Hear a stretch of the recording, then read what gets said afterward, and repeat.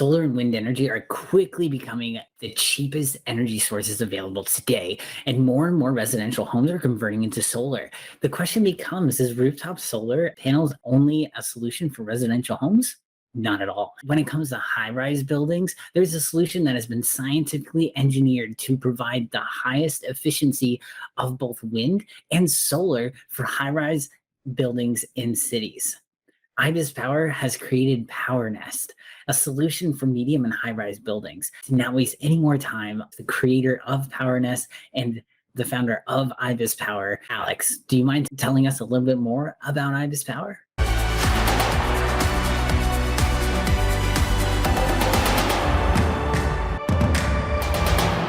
IBIS Power recognizes climate change and feels like we need to do something about it.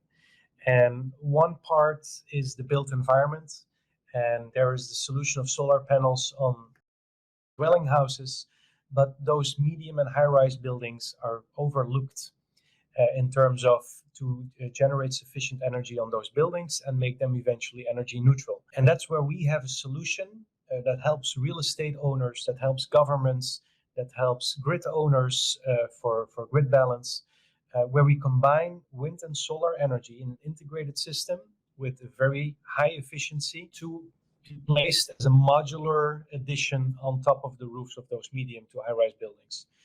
And we generate 6 times on average more energy, can go up to 9 to 10 times even, depends on the location. And that's how we can make many stories of those buildings energy neutral. And that's a big step in urban sustainability. It's also architecturally attractive. It's a visual addition on the building. You can see how energy is generated. And it's well received by architects, which is a great compliment of our work. That's awesome. That's very good. Cool. And how many have you guys been able to install so far? We have several installations running in the Netherlands. We are building our 5th installation in Eindhoven on the building Haasje Over, which is 100 feet. Which is a 210 feet high tower, which will have in total 10 PowerNest modules, of which 4 will have a wind turbine. And we have 8 projects for the coming year in the Netherlands and Belgium, which are in the permit phase or in the last phase of engineering. And we are here in the United States talking with project developers, building owners to get the first project off the ground. Awesome. Is it going to be in New York area or elsewhere? Yeah, we are talking in different cities. Today we are in Philadelphia. We've had, I would say, marvelous conversations yesterday and the whole week actually with building owners. We hope that the project will come out. At the same time, we're talking with people in New York, Boston, San Diego, because the need for sustainability is not just the city, but it's in the whole country. Oh yeah, definitely. You mentioned earlier about how this can really benefit in terms of sustainability and impacting climate change. Where do you guys see the future of this to impact climate change and sustainability? Where do you see IBIS Power falling? Yeah, so the operation and manufacturing of placing a PowerNest on the roof is paid back in carbon dioxide in 2 years of time. So after 2 years and then the following 18 years, we are saving carbon dioxide. And it's significant amounts and tons of carbon dioxide that we save because electricity actually uses a lot. Yesterday, we heard that, for example, in the city of Philadelphia, in the urban area, 72% of all the carbon dioxide is produced in the city. So that tells you a little bit of how much these urban solutions can have an impact on global climate change. Yeah, definitely 72% is ridiculous. Shifting towards social media, where do you guys see IBIS Power in social media? Do you see it as an asset for you guys? Do you use social media now? Of course, we use social media, and I think today we cannot live without social media. If you're not there, then how the rest of the world could know about you? So, of course, we use social media, and it's I think for us, it's a brand awareness to use social media. Maybe it's not direct sales where we can make, but definitely a brand awareness. Speak to our client and general public about our mission, our vision, what we're trying to do. Because in addition that you ask about what is the impact IBIS Power want to bring is First of all, of course, we want to fight climate change. It's like we're living in a one planet. It's our home. And I think we all need to think about that. And I think IBIS Power is that direct, we act toward that by doing it every day. This is number one, of course, climate change. Number two, it's we can make cities green. So now we are going to a more local level. It's countries, cities, that now you don't need to create bicycles to fight climate change. There's so many technologies that exist already. So we already can bring it out and make cities green. And of course, when you are make cities green, the residents, tenants, and residents who are working in those buildings, who are living in those buildings, they are living in that green environment. And it all comes together. Yes, we're reducing CO2. Yes, we're using green energy. And I believe that people underestimate energy that we use every day. Imagine if there will be no energy, what can we do? We cannot use laptops. We cannot charge our phones. It means that we cannot communicate. It means that we cannot work. It means the light not going to be in the city. There will be chaos. So what is going to be? It will be a huge chaos without energy.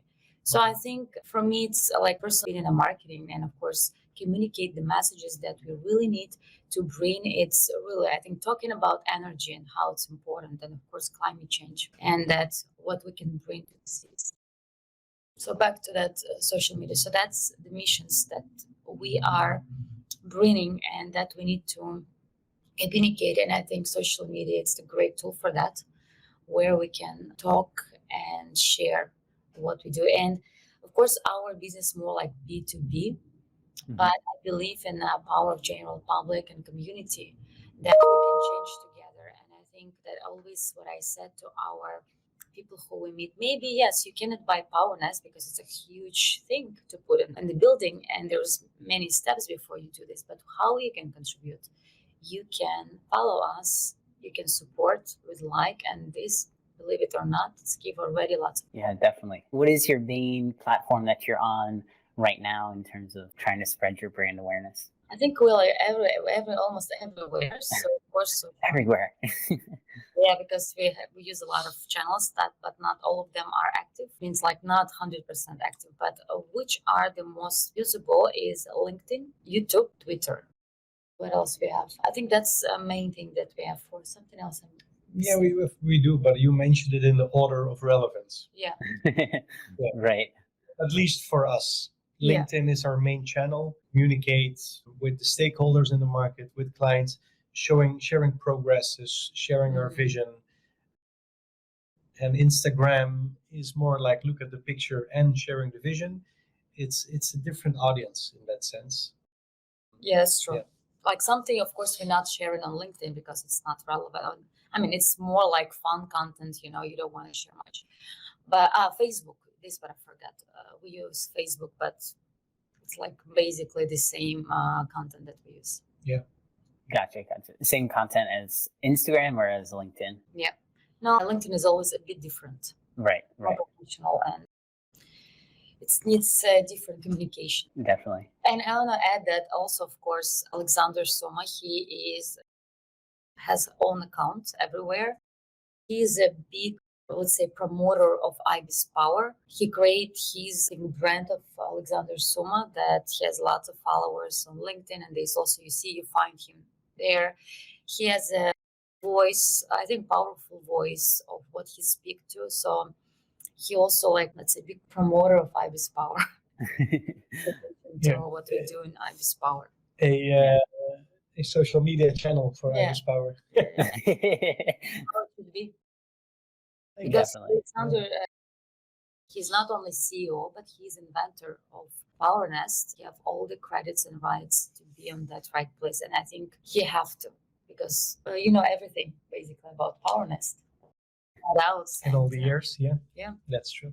Expert, I mean, this is what I want to say. He has an expert point. Right, definitely. And it's always good to have that expert key person of the business to really be able to say, like, this is what we're doing, this is where we are at. And celebrate things. So that's always great. And I was seeing on your website some of the interesting dynamics of your PowerNest system. Could you talk a little bit about that? Yeah, you mean dynamics in technical Yeah, kind of like you have the Venturi effect? Yes. Venturi effect. Yes. Yes. So what we do different, what is our secret sauce, right? You see a structure on the roof that looks like, oh, solar panels. Okay, smart. You lift them up, you use the whole roof, and wind turbines under it. Well, it's actually more than that, but you cannot directly see. We call that aerodynamic enhancement because we make use of the wind in particular ways. So what we are able to do is to capture the wind from the facade, so the building, the facade, we are able to capture that in and accelerate it into this turbine. And then the turbine can produce 4 times more the energy than that it would regularly do outside of the building. So that's how we enhance that. We use the wind also to cool the solar panels. So they produce between 10 and 15% more. And because we are lifting the structure, we make use of bifacial panels with the internal reflections. And we have ways to do that. So we're really combining different technology points using really I think our point of view is what is available on the roof and how can we make use of that to make that whole system as efficient as possible. Yeah, definitely. Are you guys just looking at kind of high-rise or mid-rise buildings, or do you also look at superstores? I was reading this morning on LinkedIn, there's an article about how if there were solar panels on superstores, it would provide 50% of the necessary power for the superstore itself. Well, if you have your system on there, you set pieces of that there, that could provide well more than the 50%. Have you guys looked into that, or are you just in high rise? Well, with high rise, we mean buildings of 5 stories or higher, which is a minimum height of 15 meters, around 45 feet, Gotcha. Something like that. So there are these superstores that have that height. We want the height to capture sufficient wind flow. That's the main thing. And you're right. I think on a building like that, we could generate definitely more energy, if not all the energy of the building, because we just do it in a different way. In addition to that, it's not only maybe for high rise, of course, it's main idea and target, but it's also for the buildings, for example, if they have this area, the field, where's enough wind that maybe even in a 2 stories building, or for example, warehouse building, which is like 40 feet, it's still PowerNest can capture the wind. So of course it depends of the area where's the building located. Yeah, so if you think that we can use that whole roof without obstructions and shadow of obstructions, that we can cool the panels, which delivers 10 to 15% more, use the bifacial 20 to 30% more, plus use the wind is 50% more. Yeah, we would generate a lot more energy than the current application. Definitely. I know you guys have 8 projects planned for 2022. What are your other big goals that you have? We have a couple of goals, which is, well, a big scale up in the European market and enter the US market. What we want to have done this year is to have the first project in the United States, and from there on grow, put a team on the ground. We have some goals in our research and development that are far stage now. We expect in between September and December to come out with an updated version of PowerNest, which is more efficient, more cost effective. That's always where we work to. Yeah, and I think those are already together very ambitious goals. So. Definitely. I agree. I think you guys got this. Yeah, excited for you. For these company goals, marketing goals is also always come to support that. So of course to create brand awareness in American market, because I think we already done it in Europe, but now since we are looking for that project in America, and so this is what we want to do here. It's to really create a brand awareness of PowerNest in the United States. Yes, and very important that there's so much redevelopment, refurbishment of building going on. The whole construction market is very much in movement.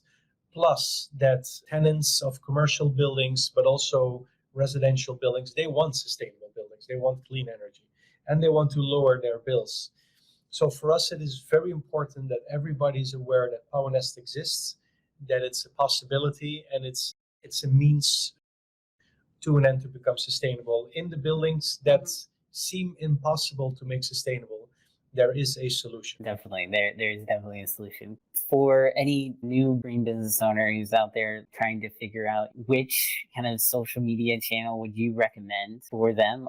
I think depends like to whom they're doing business. It's B2B or B2C, I think that's number one. If it's like B2C, I think definitely like use all of these social channels. Where are they? Like Instagram, Facebook, Twitter.